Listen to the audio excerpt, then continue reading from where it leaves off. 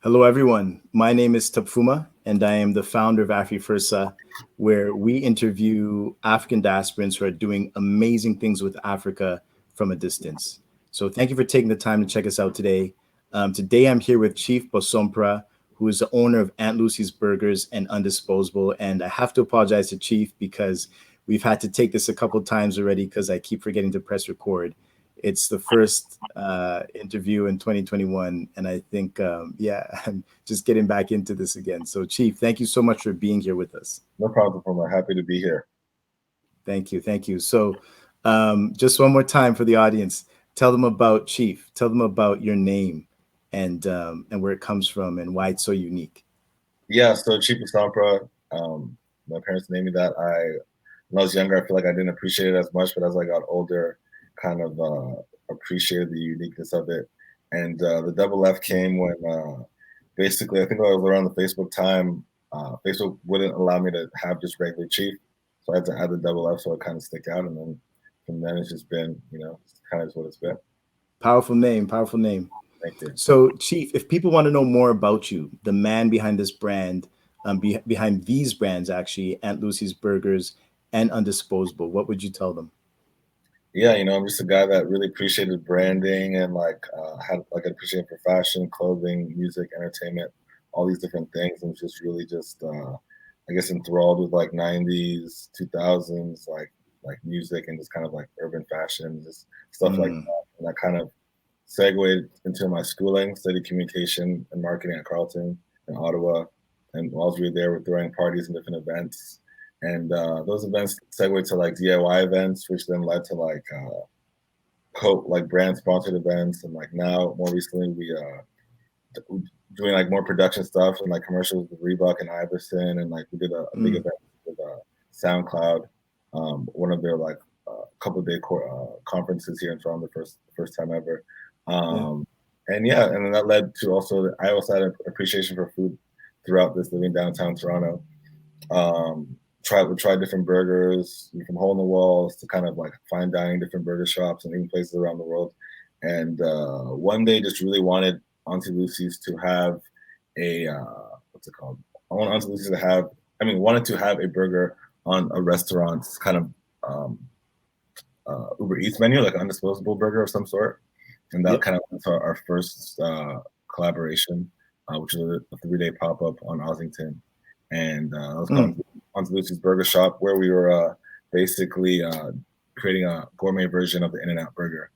And then yeah, that went really well. And then after that, we kind of came back with the idea that we have now. Fantastic. It's amazing how you've taken your passion and developed it into something beyond what you were doing in terms of brand management. And for the viewers who are watching, the thing that's most amazing to me about the Aunt Lucy's Burger brand is how you've managed to bring your Ghanaian heritage into the brand. So tell us a bit about that. Yeah, yeah. Basically, I was born in Ghana, lived there like my early childhood, and then moved to the U.S., then moved to Canada. But yeah, my family would always go. A lot of my family is still based there. My immediate family would always go Yeah. back and forth. I like would go back like kind of with large gaps in between, and haven't been Mm. in a while. But like had an appreciation for it, and even more recently, as like the global attention is kind of being put back on Africa Yeah. or on Africa, and especially on Ghana. I really wanted to go back and kind of see how things are going over there. So Yeah. I feel like this was a way of happened all organically, but this is a way of kind of just like merging all these things, like the music, the event, like the food, just kind of bringing in Ghanaian culture into like a westernized way. 'Cause Hmm. obviously a lot of people who um, like young Ghanaians who appreciate kind of the mixture of all these things. So yeah, it definitely feels great. Yeah, and one of the things that I didn't know about, but I also find an amazing detail is the names of the cities for the burgers. You said you actually based it on the size of the burgers and what kind of the characteristics of those cities you wanted to bring out. Do you want to tell us a bit about that? Yeah, so our signature burger is the Kamasi burger, which is it's a smash burger 4-ounce patty, and I named it after the city my father was born, and also just because it's our single patty, it's a smaller city, Kamasi. Then our double patty, the Accra is obviously the city where I was born, and the capital of Ghana, bigger city, so Right. the Yeah. Kamasi Accra, and no, it's cool. That was the first segue into like actually bringing in the Ghanaian influence to Aunty. Initially, it wasn't there because initially it was the gourmet version of the In-N-Out burger when we had the 3-day pop up. But yeah, once I got the Kamasi and Accra, I was like, oh wow! I was like, I'm gonna continue down this path. And we did the chicken sandwich collaboration with Adrian Forte, who was on Top Chef Canada, and he wanted to name his sandwich after kind of a city, marginalized city in Ghana, city in Ghana basically that he felt a connection with, which is Nima. And we got the Nima sandwich from that, and then. So had he actually been to Nima before? No, he inquired with me, kind of like, oh, like okay, all right, kind of like the hoods of Ghana, and I was like Nima would be Nima, one. yeah. I want to name my sandwich after that. I was like, that's cool. All right, yeah. And his background is Jamaican. Yeah, I was like, that's cool. So we had the Nima sandwich, and then so initially we started off from there, and after we opened and kind of the ball got rolling, it was always my plan to kind of actually infuse actual Ghanaian food. I just wanted to like kind of get the ball. I wanted the word to get out about us as a burger shop first and foremost. Right. Burgers are the core I wanted us to lean on. I didn't want us because that's what I personally know. I know both. I really wanted to lean on being a burger shop. So with Ghanaian influences. So once we were like certified as like that, then we brought in. Now we have like jollof rice as a side. We have kelewele as a side. Right. Like as a side. Also now we have 8-ounce jars that we're selling. Yeah. And that's it right now. Because we also have a pretty small menu, which is very like concise. Yeah, but it's done well, right? And it's unique, and that's what I love about it, because I think it really traverses these worlds, the Canadian world and where you come from, in such an amazing way that you got people who have maybe had very little, maybe even no exposure to Ghana, and they're getting doses of it in of the culture, and it's like you're really crafting a brand experience, like from end to end. Yeah. So tell us about how you do that too, because in the summertime you mentioned the patio and the music. Yeah. So actually, so in terms of events, so Undisposable is the event company we had first. So we always focus on kind of creating events, creating experiences. So we kind of just brought that into Aunty Lucy's. Like even like I was saying, in the summertime, we have a patio at the front of the Annex Hotel, which is where we're located, and we'll have like music playing there. We have a kind of like we get different DJs to make playlists. We've accumulated it into like a mega playlist, which people can find on our website. And yeah, we'll see people kind of shazamming because we'll hear different like Ghanaian high life mixed with like New York, and like a whole mix of different music. So I think it's definitely people come and learn, but it's also familiar at the same time. Yeah, that's incredible. So when we look at where you are now and you tell the stories of what you've created, it's incredible. But I'd also like our viewers to hear a little bit about the challenges. So tell us what your main challenge has been in pivoting from the brand management piece into the whole restaurant piece. Yeah, I would say the challenge was kind of just figuring out like what was going to happen next. Around the time previous to this, I was consulting for a company in New York, and I was going to stay in New York, but then this was happening. So then I came back to Canada. I was just trying to figure out like the next move investment wise with the money I just made. And I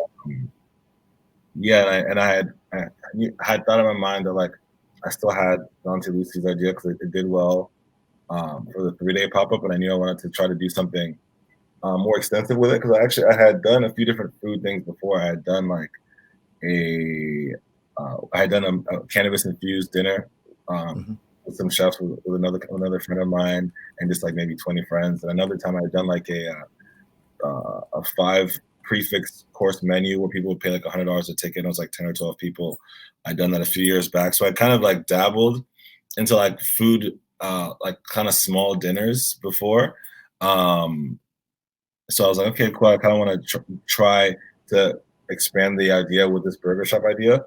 Just because I knew that the first time around we had kind of pierced kind of the masses a bit in terms of like, knowing about it. So I was like, no, let's go try it again. Yeah, and that's kind of what we did. So basically, I came to find out or learn about ghost kitchens, which is the idea of like renting a commercial space, putting on delivery apps or pickup apps, and kind of just really pumping out word of mouth, and people kind of order from there. So I felt confident that we could do that with our brand, and then that's kind of where I pivoted and put my focus on trying. Got it. So, so you have an interesting collaboration, right, with Adrian Forte. Yeah. Now, are you guys actually partners in the business? No. So Okay. I'm the sole owner, and he's my consulting chef. So I hired him to consult. Got it. Okay. So how did you identify him? I mean, he's obviously like a really well accomplished chef, Yeah. and really well known. But what led you to him? Yeah, actually, funny enough, my friend Justin, he owns a Filipino restaurant called BB's Diner.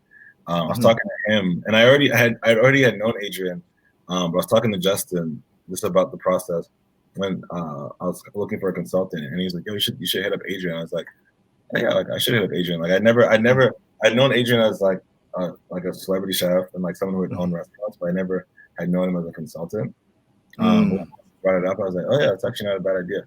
So I hit up him, just asking him a bunch of questions, and then he's like, "Yeah, I consult, etc., etc." And then we kind of just hired him to consult, and we really went from there. And it was cool because like during the process, even after the process, I was really just like, wow, like I like basically feel like I had paid for like almost like hospitality business university. You know what I mean? Just kind of like learning so much, like kind of like what to do, where to get it from, like basically learning everything.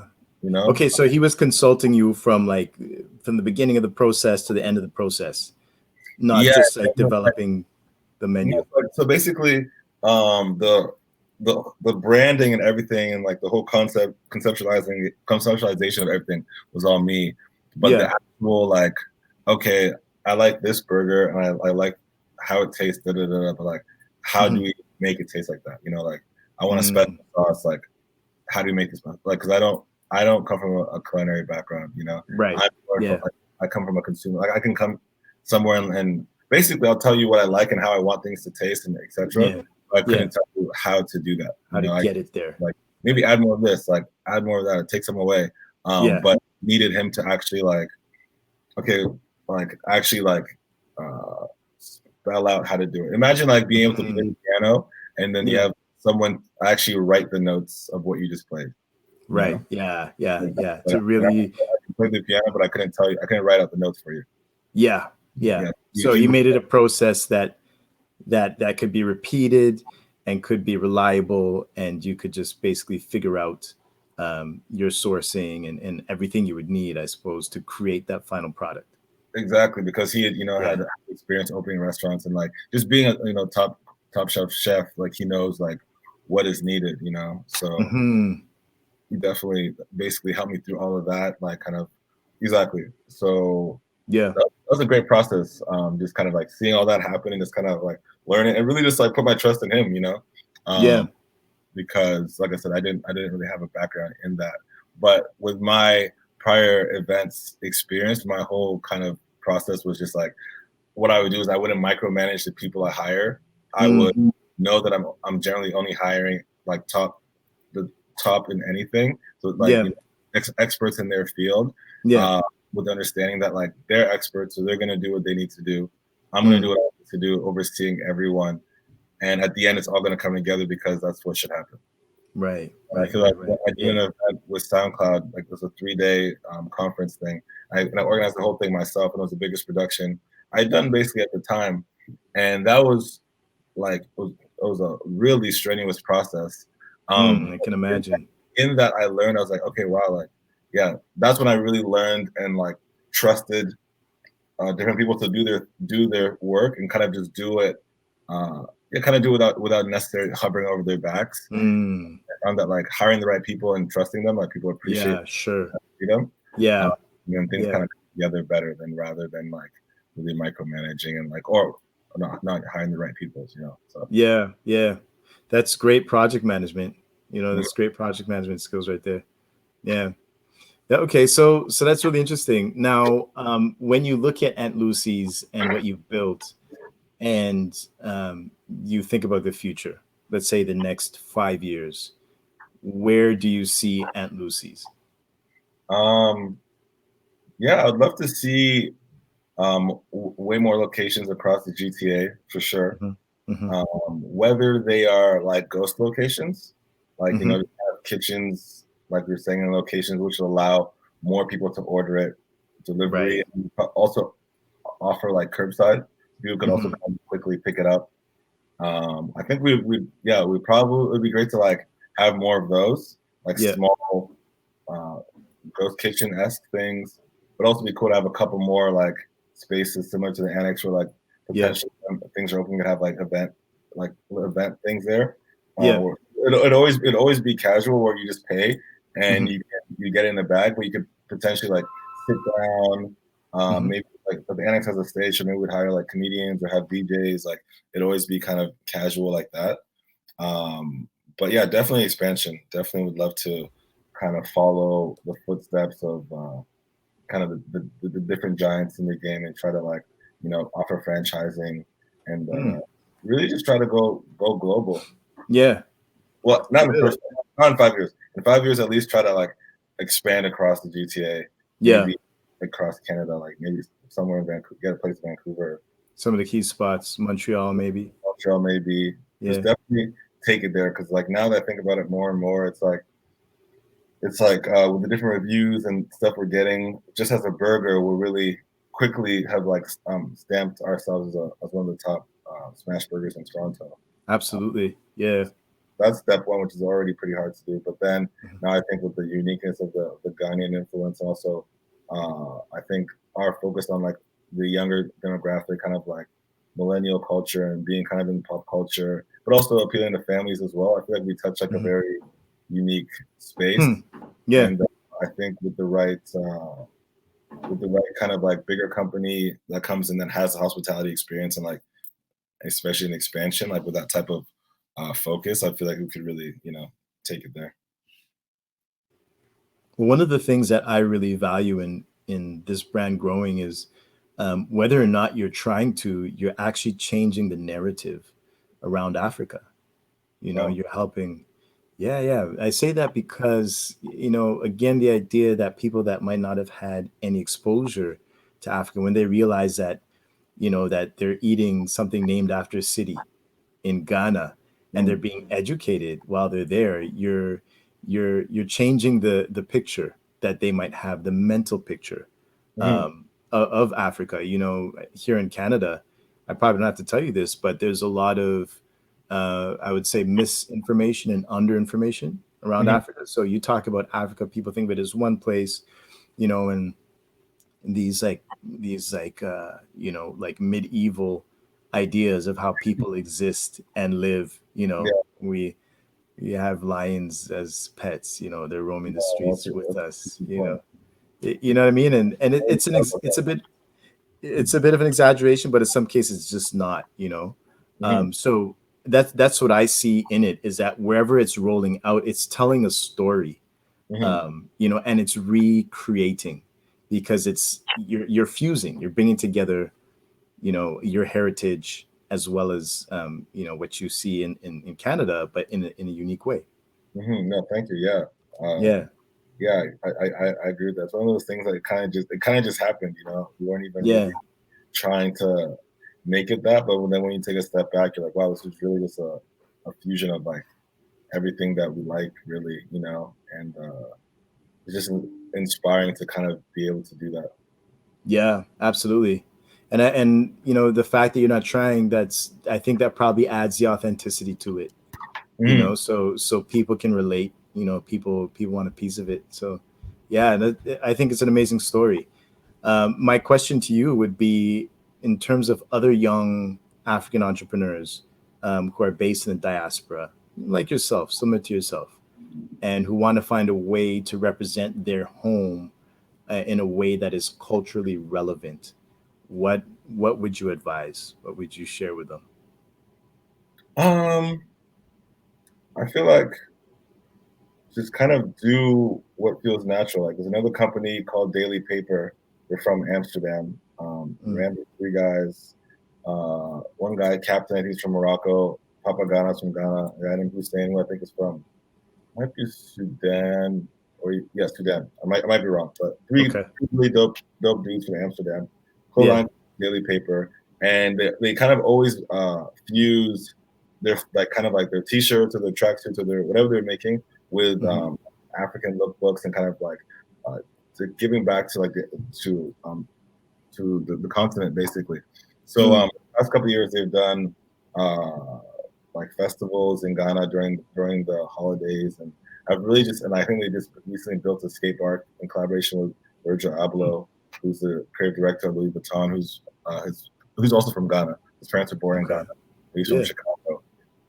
So I feel like they have really kind of merged Ghana and the Western society a lot. Like I've really like broken down the doors and really brought more eyes to it. And it's just kind of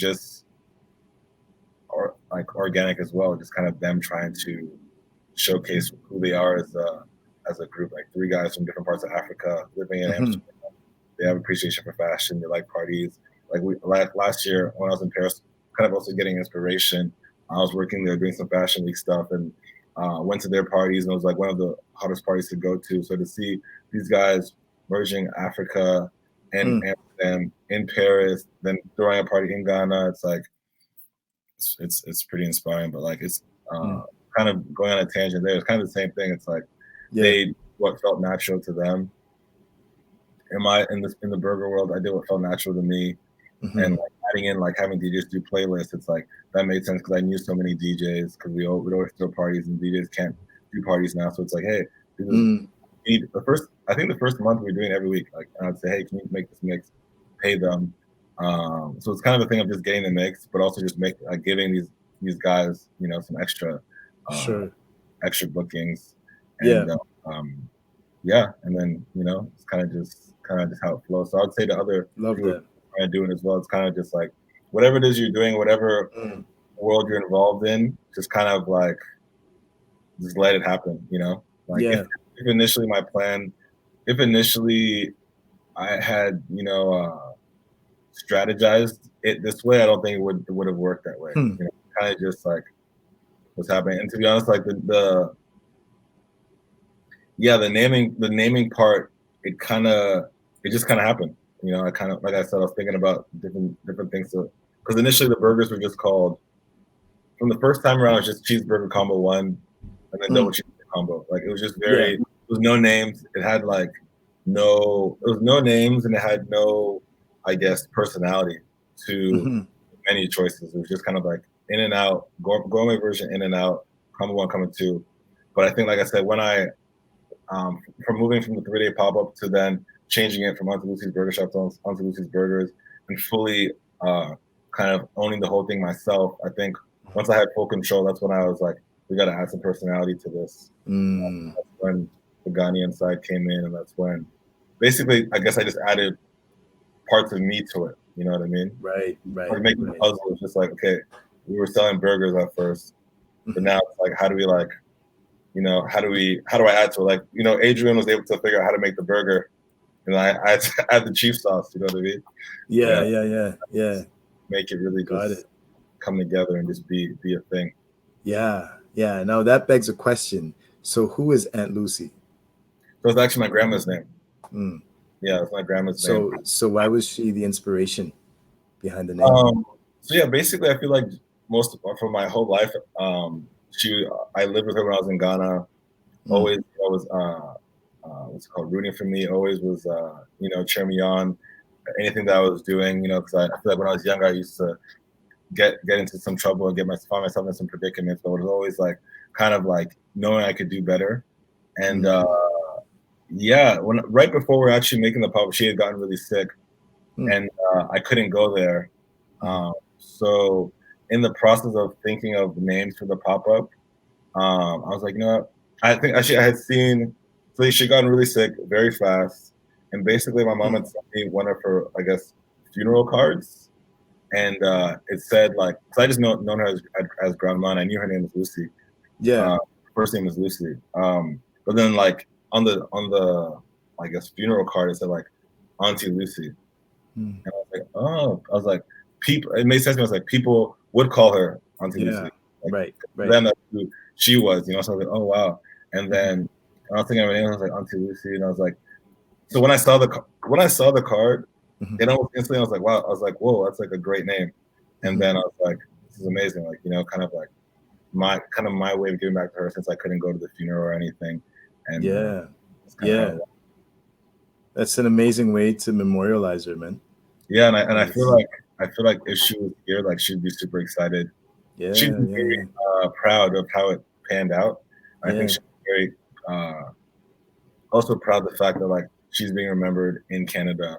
You know, for for as long as possible, basically. Again, you're telling some amazing. Yeah, you're telling some amazing stories. You know, some very personal stories that I think are really interesting and really powerful stories. So that's really cool. That's really cool. Yeah, so I think especially in this time of COVID, you know, where we're realizing perhaps some of us are getting new perspective on the value of life and just how we go about life, you know, period. So I think that's pretty cool. Thank That's you. pretty cool. Yeah. So my last question for you, Chieff. You know, Aunt Lucy's Burgers. You're growing here in Toronto. You know, making a name for yourself. Let's say it comes down the road to you get to bring this thing to the continent, and it makes sense to do this. Where on the continent, which city, you know, in Africa, a whole wide continent of Africa, would you first open Aunt Lucy's Burgers in? Oh yeah, we definitely would have to do a pop up in Ghana. That's that would only Now, are you going to Kumasi? You going to Accra? You going to Accra for sure. Accra? Eh? Accra. It's actually already been on my mind to do a pop up because I want to do a pop up. I want to do a pop up in Vancouver potentially, and then I also want to do like in like maybe like this spring or something. But I also want to pop up in Ghana at some point, like one of the like over one of the Christmases, you know, when kind of everyone's going there. And actually, best case scenario, my grandparents actually owned. It's still actually in my family a motel. It's called Club 10. Kind of like I guess it's like a little motel. I think it's like a 3-star motel. And the idea is I would probably do the pop up there. That's cool. Yeah, that'd be some nice continuity too. Yeah, bring it back for the name. Yeah.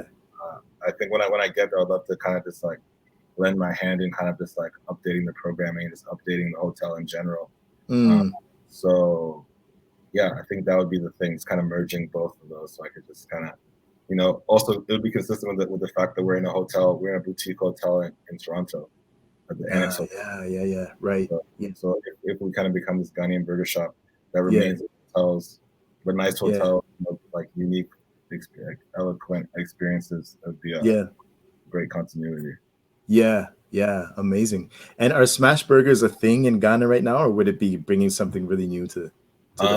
I haven't checked, but I feel like it would probably bring something pretty new. Because I think generally, like it's people aren't super aware of it. You know, it's kind of its own little. It's like a niche thing right now, which is great. It's great that we're part of it, and it's just an honor to be part of that world of like pretty renowned chefs around the world. Like I was in LA like a while ago, and connected with a guy who owns this guy named Mike. He runs a group called Koreatown, like Run Club, and like a lot of initiatives out in Koreatown in LA. But he also owns a burger shop called, I think, 1 Hour Love. And they've been doing really well, and they're like also a burger shop as well. So I feel like in different cities there's like this small smash burger kind of like niche businesses really doing great. Yeah. It's great Yeah. to Yeah. connect with different people in different cities. Yeah.